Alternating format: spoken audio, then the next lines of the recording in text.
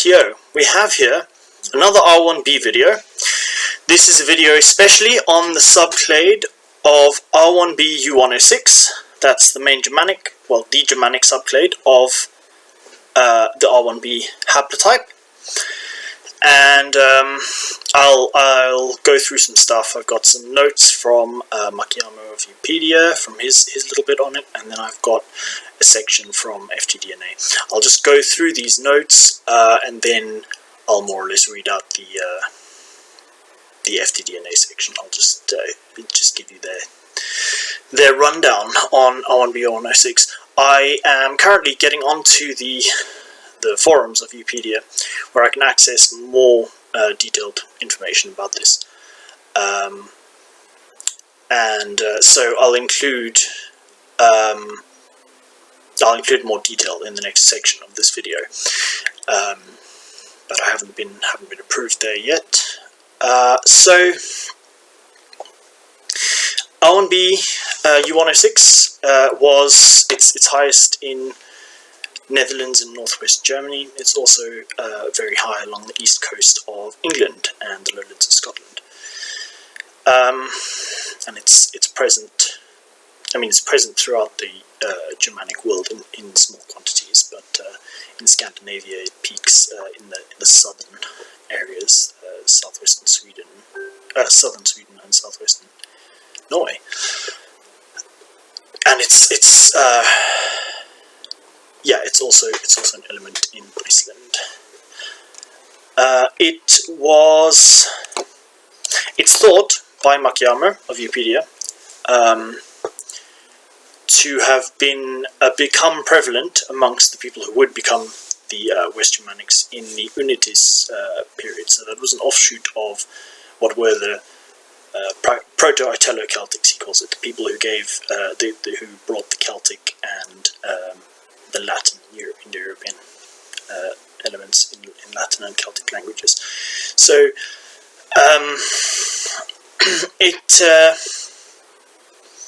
it migrates into Scandinavia at a similar time, perhaps alongside, which is Makiyama's theory, or perhaps through later diffusion into Scandinavia. At the same time as the corded, the R1a-Z clade in Nordic Germanics, throughout Germanics, but mostly in the Nordic Germanics, and there it's part of the wave of immigrants that form Germanic culture in the Germanic Iron Age. It moves in the Germanic Bronze Age, and by the Nordic Iron Age, Germanic culture is fully formed. So it's an important stock, even in the north, even though there it's more minor, whereas it became dominant in Western Germanics. And so so Makiyama says that there it's obviously blended with the stocks that were already present. I1, I2A2A, the three Germanic clades. That's 2, 3, and 4. One is not Proto-Germanic, and R1a Z284, the corded Nordic offshoot. And the Germanic Iron Age starts 500 BC. This has moved into Scandinavia around 1700 BC. So now, by this point, by the Germanic Iron Age, it's been around there for over a millennium. So it becomes dominant among West Germanics again. He attributes that to a founder effect, rather than to it having been the most prevalent there. The issue is that the samples of the Unitis culture were all I2, different clades of I2, I2C, I2A. So they were Mesolithic Europeans, the guys we found. But Makiyama's theory hypothesis is that R1b was the dominant paternity there, or became the dominant paternity there by the time we moved on to the next period. So R1b-U106 was present in the East Germanics and the North Germanics. East Germanics having come from the North Germanic and moved down the rivers to the east of the Baltic, such as the Goths, and the Geats, and yeah.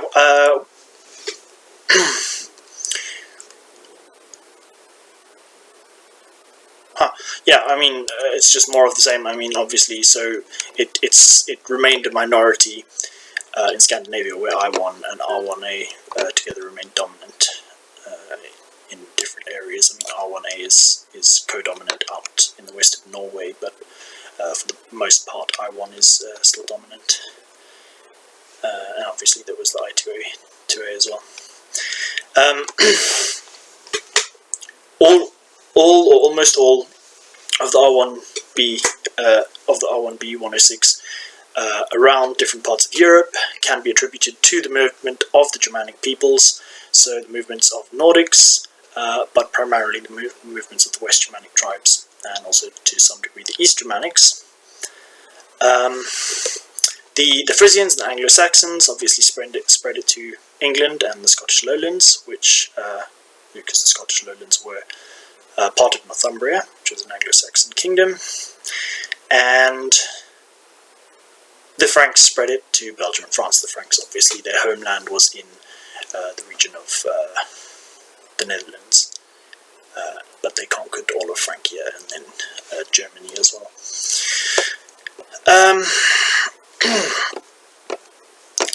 And then you got Burgundians moving to eastern France. That's interesting for R1a is higher there, but R1b-U106 does peak a little as well. In France, R1b-U6 is highest along the northern periphery, but the Franks haven't left that much of their paternal lineage behind in France. And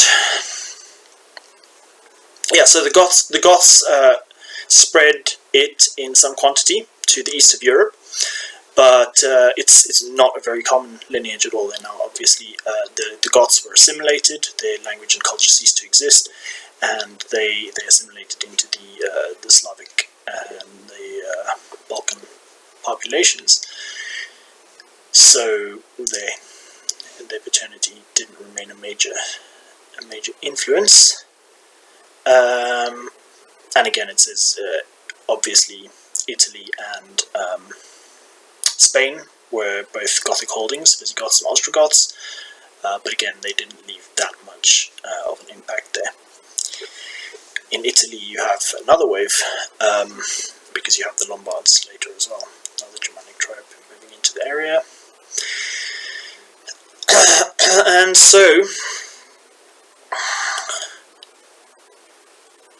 Danish and Norwegian Vikings, again, as I said, it's lower in the Nordics, but some of it was present in the Nordics, and so it was also spread around by the Vikings from both areas, more so from the Danish, you would think, and from the well, I mean, the southwestern coast has a presence as well, southwestern coast of Norway there.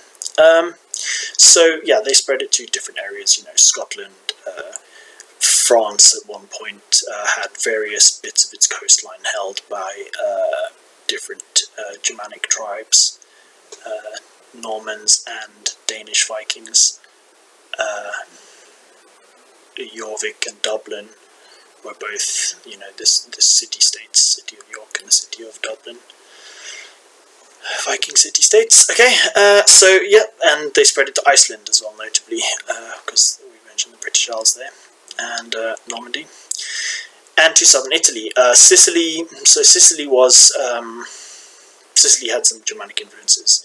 Southern Italy had Germanic tribes fighting over it at one point. So yeah, minor influence in all those places.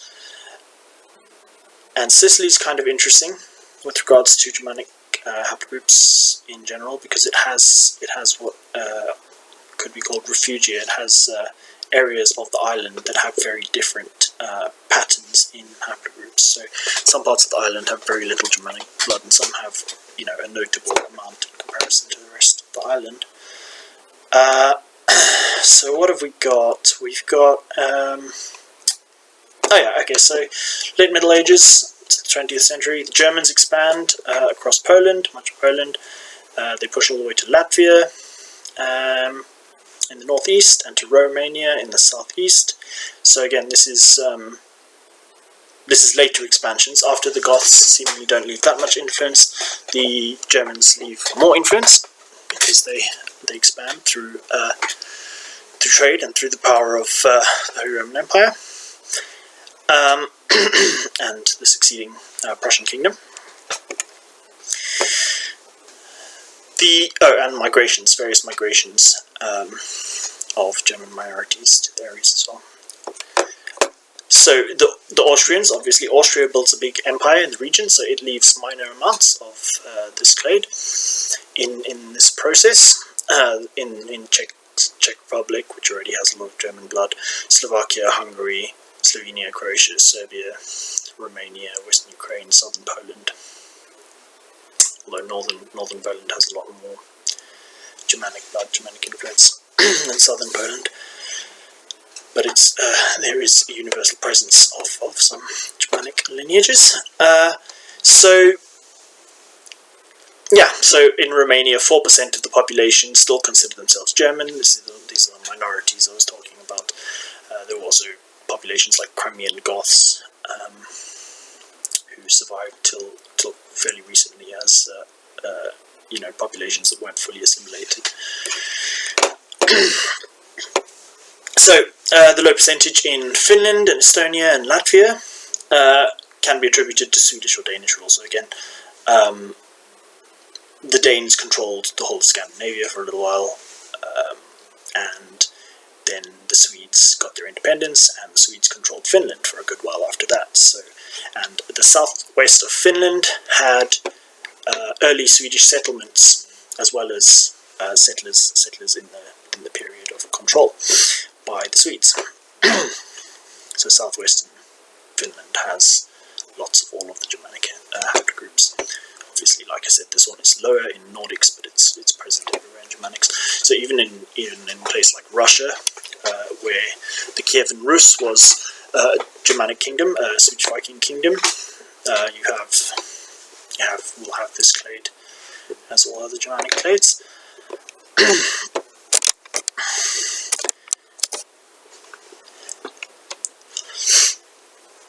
So, what FTDNA has to say about it? It has something that you can see in my other videos, that it descends from haplogroup R, which goes from the Near East, obviously in very early history, all the way to the Far East.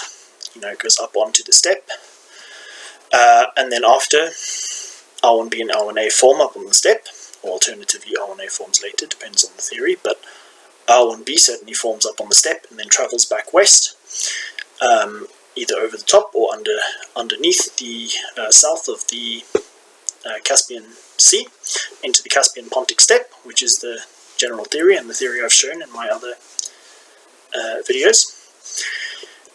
Then from there, it expands westwards into Europe, and then we've got this clade forming in the Germany area.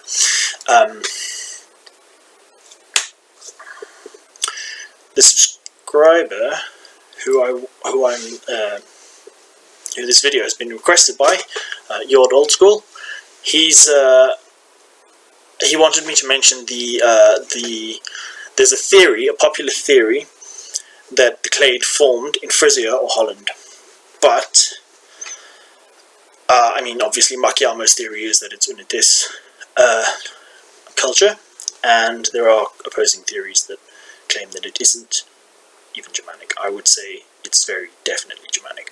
Whether it formed in the Unitis culture in central Germany, or whether it formed in the regions of the Netherlands, Holland and Frisia, I wouldn't like to hazard a guess at this stage, because I don't have the info available to make that judgment, but I will do some digging, and when I make the update, when I make the second section of this video, I'll try to I'll give you what I found, basically, and I'll if I found anything that points in one direction or the other, then I'll make a call on that. I'll present both sides, but I'll make a call if there seems to be a call to be made. And so, so R1b-U6, it's a patrilineal family, obviously. R1b was from Yamna, and then this is an offshoot, a later offshoot. That's from Nordic Caspian I was just talking about. This clade's found all over Europe. I've already explained why, and yeah, it's most significant in Germany and the surrounds. Actually, West Germany, Netherlands, and again east of England, Iceland.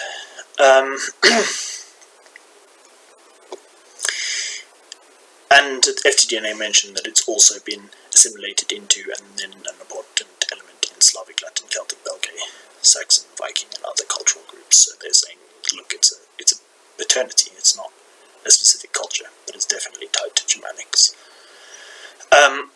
Some families of the historic nobility have paperwork ancestry that reaches back farther into the genealogical gap of the Dark Ages. This enables us to compare paperwork to the DNA as follows. Oh yes, so this is very interesting. So one of the clades of R1b-U106 in particular, so if you're R1b-U106, that's cool as it is. That's, you know, the main Aryan, the main Indo-European clade of West Germanics, and a major one in Germanics as a whole. But this particular subclade of the subclade, downstream marker, is the one that all of the major royal houses that are R1b-U106 share. So the Bourbon family, so that's the Spanish and the former French royal family.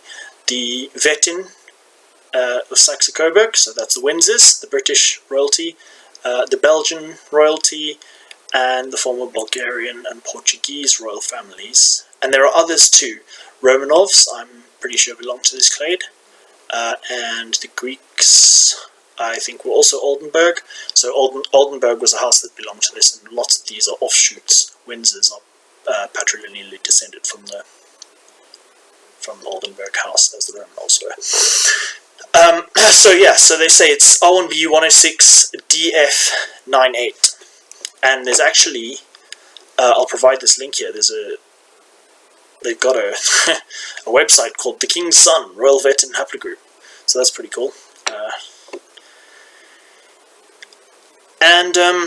Yeah, so also, yeah, they mentioned the cool fact that both of the guys who were in charge of sequencing the human genome, the first time it was done, Craig Venter, the Dutch guy, and James Watson, the Englishman, were R1b-U106. Not surprising, it's the dominant West Germanic clade. So yeah, that's cool. Oh, and Dr. Spencer Wells as well, an advocate for genetic genealogy, also belongs to it. Oh, there, yeah. So the major branches and their ages. It's the last bit I want to get to, and then we'll wait until I have more info. I'll do a second part on this video, and yeah. I'll include as much as I can there.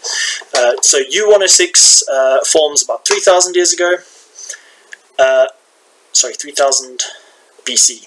So 5,000 years ago. So Bronze Age. And then we have early Bronze Age. Then we have Z18 forms in 2,400 BC. S5695 forms about 1,300 BC. Z156 forms about 2,900 BC. DF96 about 2,100 BC. L1 about 1,400 BC. DF98, the royal one, is about 2,500 BC. So that's quite an early offshoot.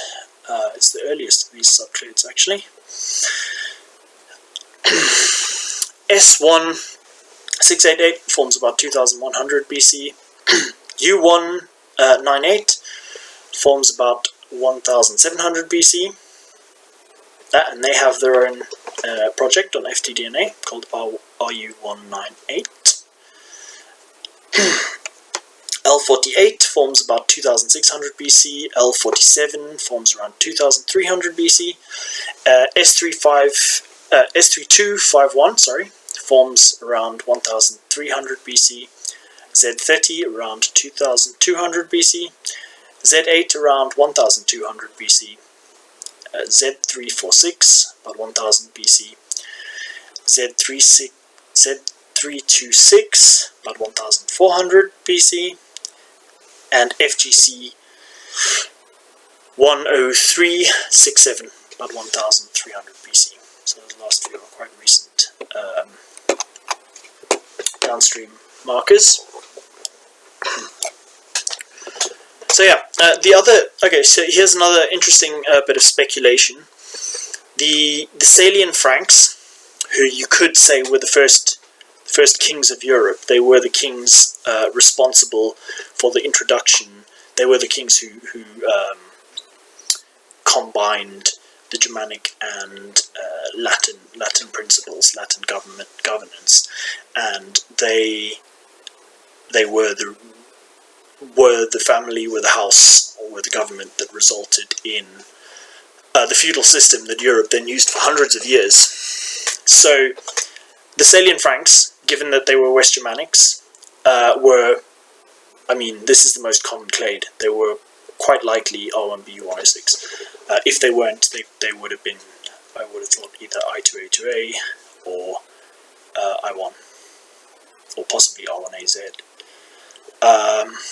Those are the four possibilities. But this is the most common clade, the most successful numerically. So it's quite likely that that very important Salian Frankish dynasty belonged to R1b-U106.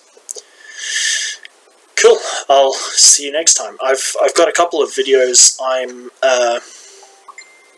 working on at the moment. They're partially researched and the material's partially gathered, but I'm having trouble deciding on exactly how to do a couple of the videos. So I've just been doing a few other bits, so I can get more content out there for you guys. So yeah, sub and share if you would, and yeah, I'll see you next time.